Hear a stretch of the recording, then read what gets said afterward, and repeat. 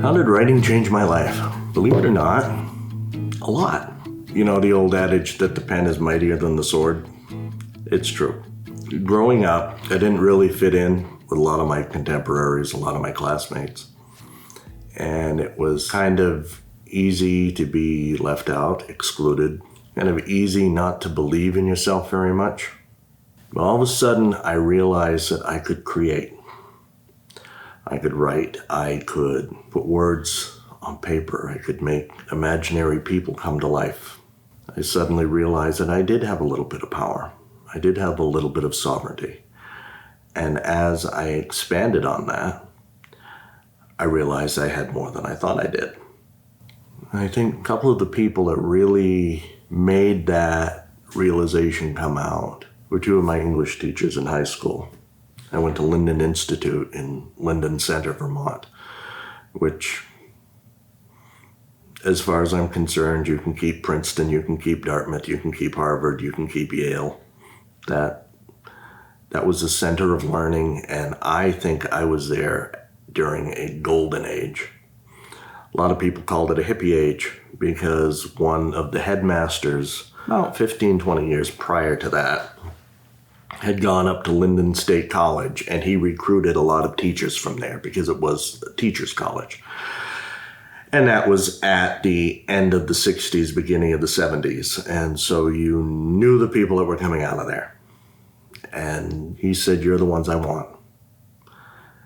And he brought them down and he put them in, teaching positions and leadership positions, because they all had this fantastic ability to convey critical thinking.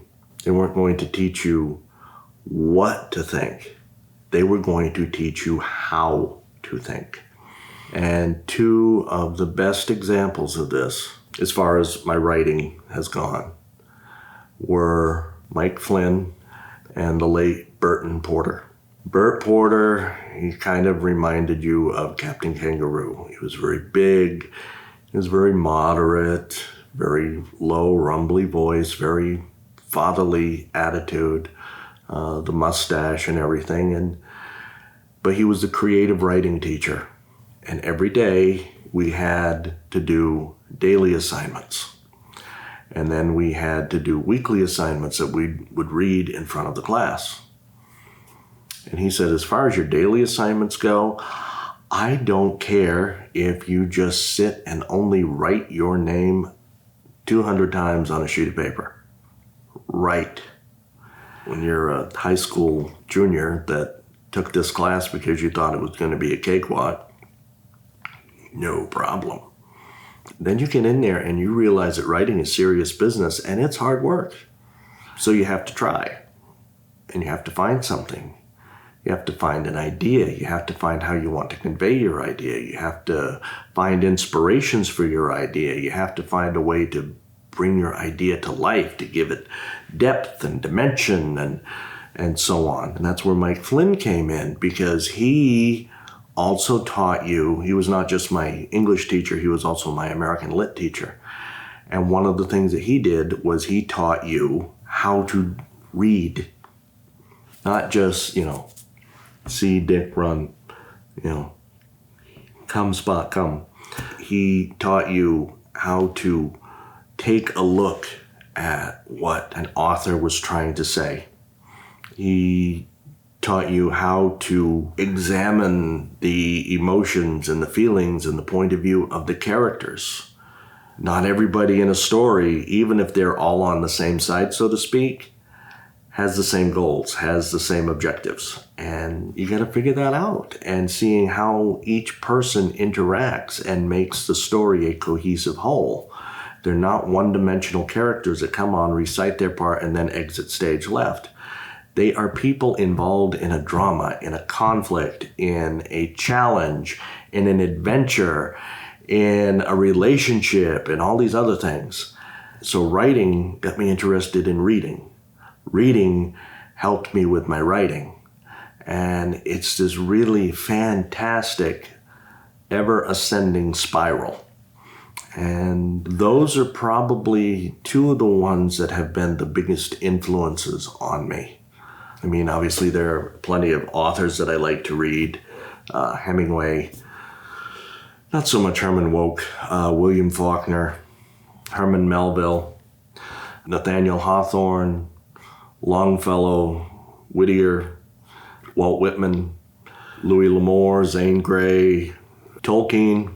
Those were a lot of the ones that were the secondary characters in my writing.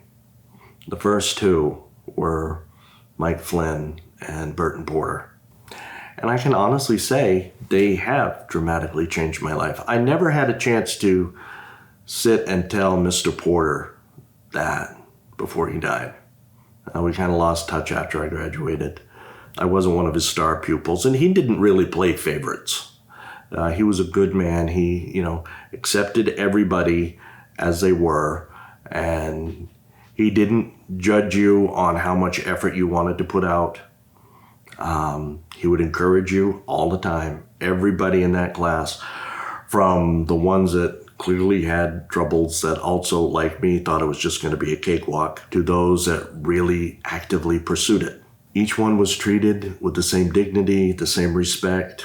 I don't know what his personal feelings were, but this is what he would do. He would give everybody the same chance. I have had the opportunity to sit, and I've become very good friends with Mike Flynn and his wife Cece, another woman who was a master of the art of teaching critical thinking. But he did ask me one question once. My writing, my pen name, if you will, my nom de plume, is JH Sanderson. He says, "Why didn't you use your full name?" I says, "Well, for two reasons. One, you sit and you look at J.R.R. Tolkien or George R.R. Martin, and the initials kind of make it sound really cool." I said, "So that was one reason." And he says, "Okay, what's the other?" I said, "Well, I figured if I became successful, you could point to those books and say, I knew him when, and I helped him become what he is now. And if I didn't become successful, you still had complete deniability."